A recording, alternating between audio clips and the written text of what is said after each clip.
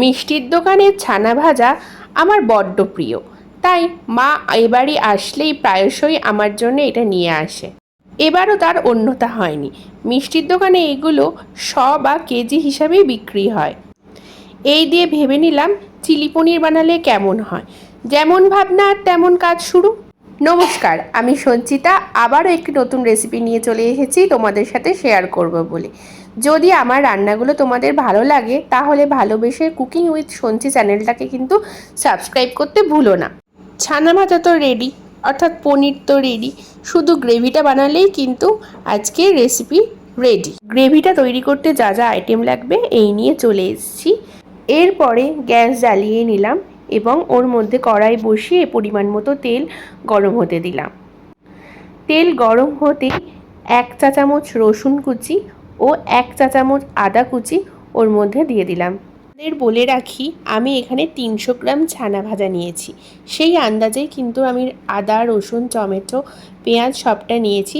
তোমরা তোমাদের আন্দাজ মতন করে নিও। 30 সেকেন্ড মতো নাড়াচাড়া করার পর লাল হয়ে গেলে এর মধ্যে একটা কেটে রাখা পেঁয়াজ কুচি দিয়ে দিলাম।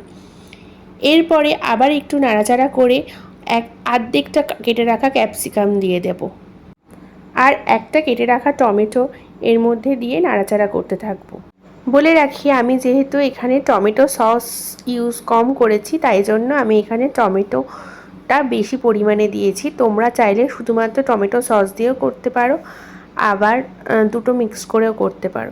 এরপর নাড়াচাড়া করতে করতে এরপরে পরিমাণ মতো নুন, গোলমরিচের গুঁড়ো আর 1 চামচ মতো টমেটো সস দিয়ে দেবে।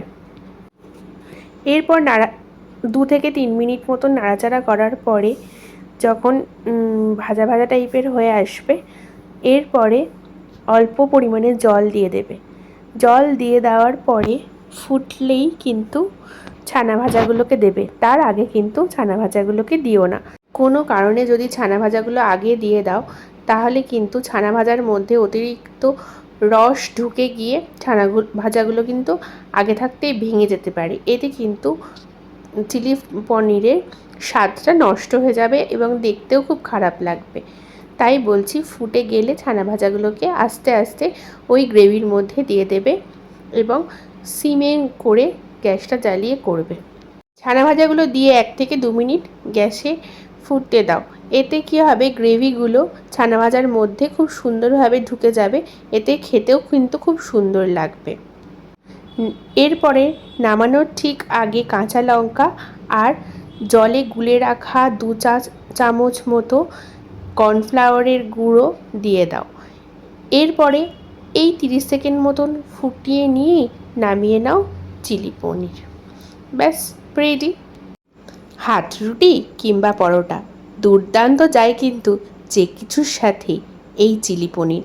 তোমরা কিন্তু বাড়িতে ট্রাই করো আর অবশ্যই জানিও কেমন হয়েছে। আমাদের কিন্তু খুব ভালো লাগে। আর পছন্দ হলে অবশ্যই কিন্তু চ্যানেলটাকে সাবস্ক্রাইব করো আর রেসিপিটাকে লাইক করো। Thank you so much.